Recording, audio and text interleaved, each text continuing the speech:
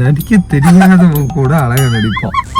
கேவலத்துக்கு நடிக்கிறா, மகோ கேவலத்துக்கு நடிக்கிறா.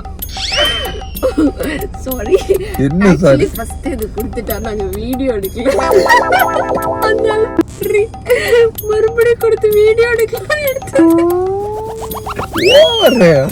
Over reaction கூட பரவாயில்ல, கொடுத்தா போறோம். சரி ஓகே, ஓபன் பண்றேன்.